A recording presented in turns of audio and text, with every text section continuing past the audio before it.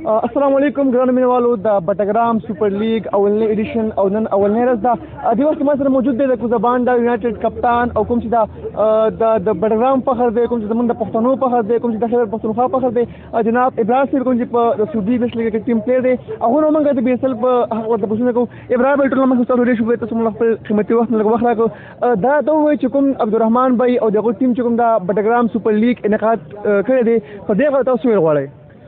یره دا خو بالکل لکه ډیره د خوشحالۍ خبره ده او موږ خو کله چې زه په سعودي عرب نه سره راتلم ما ته پته نه وه چې لکه بي اس ال سټارټېږي یا دغه خو کله چې دلته راورسېدم د دې لږې چرچې په دې میډیا باندې ما کتلې خو عبدالرحمن صاحب چې کوم سټیپ اوچت کړل د دې ټول ټیلنټ چې کوم دی د هغې راوتلو دپاره مطلب ډېر ښه سټیپ دی، ډېر مزېدار سټیپ دی او انشاءالله تعالی پر امید یو موږ چې ښه پلیران به دې ځای نه وځي او الله پاک هغوی له کامیابي ورکړي. هغوی لکه دا ډېر ښه زبردست ټورنمنټ انعقاد کړلی ده. لکه ایز بټګرام تاسو د بټګرام سټار یې بیا زموږ لپاره فخر یې تاسو د سعودي په ټیم کې لبې کوي چې کله تاسو فرست ټایم سلیکټ شوئ تاسو څه ایکسپیرینس او تاسو څومره جذبات وو؟ جی بالکل دا خو مطلب انټرنیشنل چې ته هر کوم یو کنټري نه کوي خو مطلب هغه به تور انټرنیشنل دی. زموږ خو سعودي عرب ایسوسییټ ممبرشپ دی خو مطلب صحیح خبره ده چې دا ډېره ماله د فخر خبره وه، بټګرام ډېر فخر خبره وه. زه ډېر خوشحاله شوم کله چې ما ټرایل نه ورکړه او بیا چې کله زما نوم راغی او کله فیسبوک باندې ما وکتل چې زما نوم راغلی سعودي ټیم کې زه ډېر خوشحاله شوم او زه د بټګرام ډېر فخر کوم چې بټګرام یو پلیر هم دی هسې پهاړو علاقو چې نه پکې ګراونډ نه پکې دغه یو انټرنیشنل ټور ما کړلی. ابراهیم چې موږ وګورو زموږ د کور طرف نه بیا د فیمل طرف نه لکه موږ ته دا لږ چې کرکټ موږ کوی او دا مطلب یو قسم د ګناه ګڼل کېږي. زه وایم هغه ته به نه وي. تاسو چې کله سلیکټ شوئ نو د هغې نه مخکې تاسو باندې د فیمل طرف نه څه دباو وغیره وو؟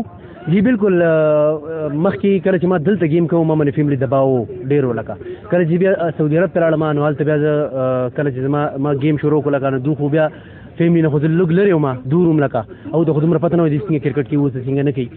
خو کله چې هغوی ته دا پته ولګېده چې سلیکشن هغوی ډېر خوشحاله هم شول، ډېر زیات لکه خوشحاله هم شوم. ما ورته اطلاع ورکړه چې زه سعودي نیشنل ټیم کې یم لکه او گیم به کوم.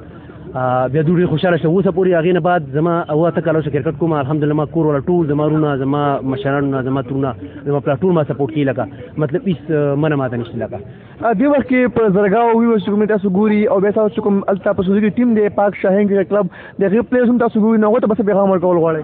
جی بالکل پاک شاهین ټیم خو زما داسې ټیم و چې ما هغې نه کیریر سعودي عرب کې سټارټ کړی و او ډېر لکه زه پاک شاهین ټیم چې څومره چاچي شکریا ادا کوم وهاب کپتان دی پاک شاهین هغه دی وجې ما خپله کرکټ چې دی هغه لکه وساته لکه مستقل مې وساته او ومې که مستقل هغې نه زه ښه الحمدلله ښه پرو شلم او هغې نه بعد ما ټور وکړو. الحمدلله ډېرې مهرباني تاسو د ټایم ورکولو لپاره. موږ امید کوو چې تاسو مخې ته هم ځئ او نور د بټګرام دپاره بیا د سعودي ټیم دپاره تاسو خپل خدمات چې کوم دي هغه پیش کوئ. کتونکو کتونکو دا موږ سره ابراج چې کوم ډېر ښایسته خبرې وکړي. مخکې به ځو نور چې کوم دلته پلیرز دي هغو سره هم خبرې اترې کوو. موږ سره اوسئ.